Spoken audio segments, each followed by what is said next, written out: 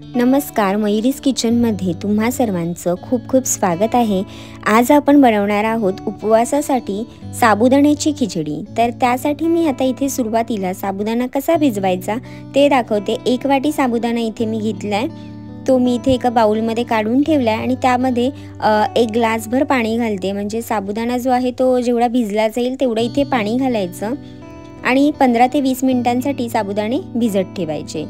आता इथे 15 ते 20 मिनिटांसाठी तुम्ही पाहू शकता थोडेसे साबुदाणे जे आहेत ते भिजलेले आहेत, पण आजपर्यंत छान साबुदाणा भिजला जाईल आणि सॉफ्ट होईल। आता मी इथे साबुदाण्यामधलं जे पाणी आहे ते काढून घेते। साबुदाण्यातलं पाणी जे आहे ते पूर्णपणे आपल्याला काढून घ्यायचं नाहीये, थोडंसं पाणी यामध्ये असलं पाहिजे, म्हणजे साबुदाणे जे आहेत ते व्यवस्थित भिजले जातील। थोडं मॉइश्चर असलं पाहिजे साबुदाण्यामध्ये, अगदी पूर्णपणे पाणी काढून घ्यायचं नाहीये।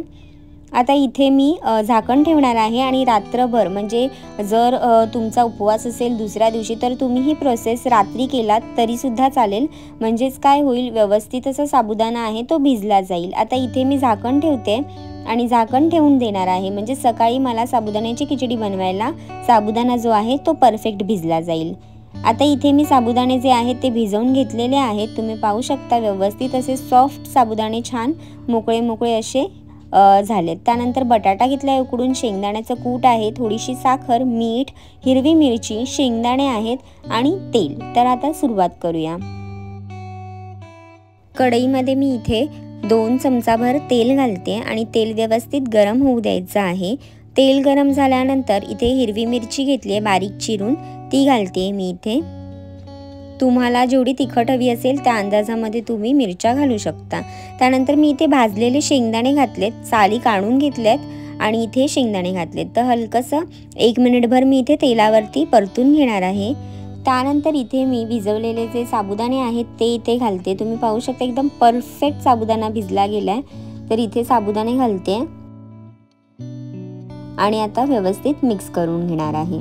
जर तुम्ही मयुरीज किचनला अजूनपर्यंत सबस्क्राईब केलेलं नसेल तर लगेच जा, सबस्क्राईब करा आणि बेल आयकॉनवर क्लिक करायला विसरू नका, म्हणजे जेव्हा केव्हा मी माझी नवीन रेसिपी अपलोड करेल तेव्हा तुम्हाला त्याचं नोटिफिकेशन मिळेल। आता साबुदाणे व्यवस्थित मिक्स करून झाल्याच्या नंतर गॅसचा फ्लेम जो आहे तो आपण मीडियम ठेवायचा आणि साबुदाणे मिक्स करून घ्यायचे। आता मी इथे ह्यामध्ये उकडलेल्या बटाट्याच्या फोडी घालते। बटाटे तुम्ही तुमच्या आवडीप्रमाणे घातलात तरी सुद्धा चालेल। इथे मी 2 बटाटे घातलेत। साबुदाण्याच्या खिचडीमध्ये बटाट्याची चव जी आहे ती खूप सुंदर लागते, म्हणून मी इथे 2 बटाटे घातलेत। तुम्ही कमी वापरलात तरी सुद्धा चालेल। व्यवस्थित मिक्स करून घ्यायचं आहे।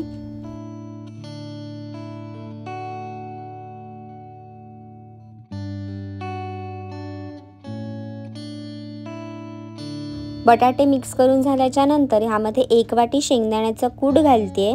त्यानंतर 1 चमचाभर साखर नसेल आवडत स्किप केला तरी चालेल। त्यानंतर इथे चवीनुसार मीठ घालायचं आहे आणि व्यवस्थित आता हे सर्व मिक्स करून घ्यायचं आहे।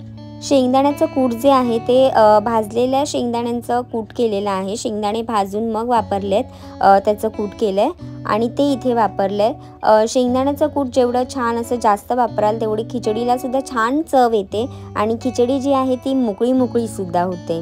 तर इथे साबुदाण्याची खिचडी जी आहे ती मी 1-2 मिनिटभर आता इथे व्यवस्थित मिक्स करून घेणार आहे।